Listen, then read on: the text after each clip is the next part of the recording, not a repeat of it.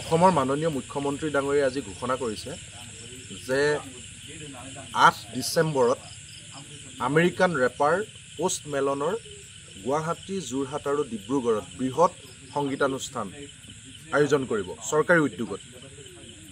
আমি ভাল পাইছোঁ, কাৰণ সংস্কৃতি বা গীত মাত আদান প্ৰদান হ'ব লাগে। কিন্তু কথা হ'ল যে আমাৰ ডক্টৰ ভূপেন হাজৰিকাদেৱৰ বিশ্বমানৰ যিবিলাক চৰ্চা, যিবিলাক গীত মাত, এই গীত মাতসমূহ ইংৰাজীলৈ অনুবাদ কৰা হৈছে জানো?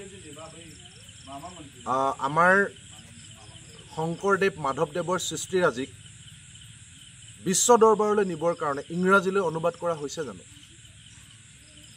আমাৰ কলাগুৰু বিষ্ণুপ্ৰসাদ ৰাভা, জ্যোতিপ্ৰসাদ আগৰৱালাৰ যিবিলাক ৰচনাৱলী, যিবিলাক সংগীত বা সংগীত চৰ্চা, এইবিলাকক বিশ্বমানলৈ লৈ যোৱাৰ ক্ষেত্ৰত ইংৰাজীলৈ অনুবাদ কৰা হৈছেনে নাই?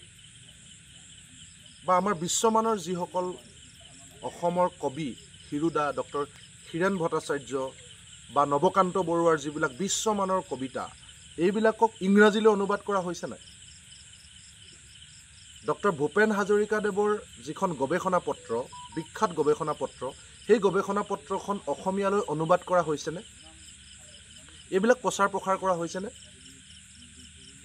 এই আমাৰ মহামনীষীসকলৰ সৃষ্টিৰাজিক বিশ্ব দৰবাৰলৈ লৈ যাবৰ কাৰণে এনেকুৱা ধৰণৰ যদি ব্যৱস্থা ল'লেহেঁতেন, এই কামবিলাক অসম চৰকাৰে কৰাহেঁতেন, আমি ভাল পালোহেঁতেন। যি ধৰণেৰে আমেৰিকান ৰেপাৰ পোষ্ট মেলনৰ সংগীতানুষ্ঠান কনচাৰ্ট পাতিবৰ কাৰণে অসম চৰকাৰে বৃহৎ উদ্যোগ লৈছে, সেইধৰণে আমাৰ মহামনীষীসকল, তেওঁলোকৰ যদি সৃষ্টিৰাজিকো বিশ্বমানলৈ নিব পাৰিলেহেঁতেন বা তাৰ কাৰণে যদি চেষ্টা কৰিলেহেঁতেন, এইবিলাকৰ ক্ষেত্ৰত কিবা কৰা হৈছে জানো? অসমৰ মাননীয় মুখ্যমন্ত্ৰী ডাঙৰীয়াক আমি ইয়াৰ পৰা এই প্ৰশ্নটো সুধিব বিচাৰিছোঁ।